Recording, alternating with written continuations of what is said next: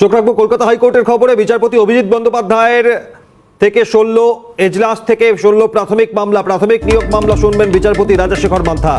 বিচারপতিদের দ্বন্দ্বের জেরে এই সিদ্ধান্ত। এর আগে বিচারপতি সৌমেন সেনের এজলাস থেকে শিক্ষা সংক্রান্ত মামলা সরায়। এবার অভিজিৎ গঙ্গোপাধ্যায়ের বেঞ্চ থেকে শুনল প্রাথমিক সংক্রান্ত যাবতীয় মামলা।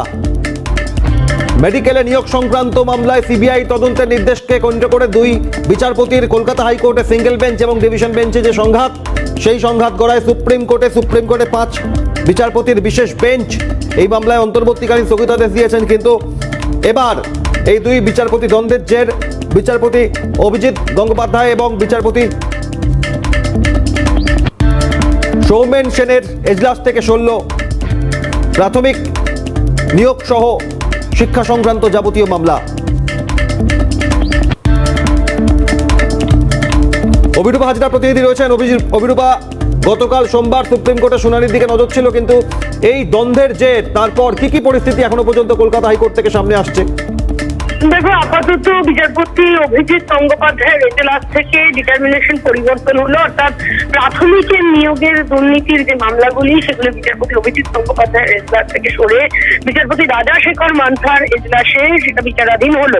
এবং এই ডিটারমিনেশন পরিবর্তনের আজকে যে নির্দেশিকা ধীরে ধীরে বেরোচ্ছে, সেই নির্দেশিকার মধ্যে প্রথমে সৌমেন সেনের পর থেকে উচ্চ প্রাথমিকের ডিটারমিনেশন পরিবর্তন হয়, সেটা বিচারপতি তপব্রত চক্রবর্তী ডিভিশন বেঞ্চে গিয়েছিল।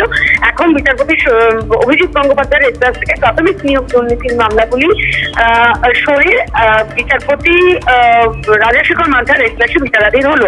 এটা বলে রাখা ভালো যে প্রাথমিকের মামলার ক্ষেত্রে কিন্তু বেশ কিছু মামলার ক্ষেত্রে সিবিআই তদন্তের নির্দেশ বিচারপতি অভিজিৎ গঙ্গোপাধ্যায় দিয়েছিলেন এবং তারপরে রাজ্য রাজনীতি চলে গিয়েছিল। ফলত তারপর থেকে এই মামলাগুলি এখানেই বিচারাধীন ছিল। বেশ কিছু মামলা ডিভিশন বেঞ্চের ছিল, কিন্তু সেক্ষেত্রে এখন পার্ট ম্যাটারগুলো যা যা ছিল সবই সেক্ষেত্রে মূল যে মামলাগুলো ছিল সেই মামলাগুলো এই মুহূর্তে বিচারপতি রাজাশেখর মান্থার এজলাসে সরে গেল, এমনটাই নির্দেশ দেওয়া হয়েছে প্রধান বিচারপতির পক্ষ থেকে। এবং এরপর থেকে অর্থাৎ আগামীকাল থেকে বিচারপতি রাজাশেখর মান্থাই এই প্রাথমিক নিয়োগ দুর্নীতির মামলাগুলি শুনবেন, এ কথা বলাই বাহুল্য।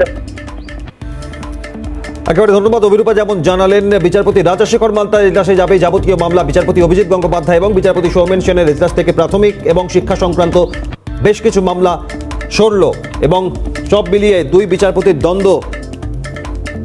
মেডিকেলে নিয়োগ সংক্রান্ত মামলায় বিচারপতি Abhijit Gangopadhyay single bench CBI তদন্তের নির্দেশ দেয়। সেই নির্দেশ ডিভিশন বেঞ্চে বিচারপতি সৌমেন সেন খারিজ করে দেন এবং তারপরে দ্বন্দ্বের সূত্রপাত। সেই দ্বন্দ্ব গড়ায় সুপ্রিম কোর্ট পর্যন্ত। সুপ্রিম কোর্টে 5 বিচারপতির বিশেষ বেঞ্চ তার উপর স্থগিতাদেশ দেয়।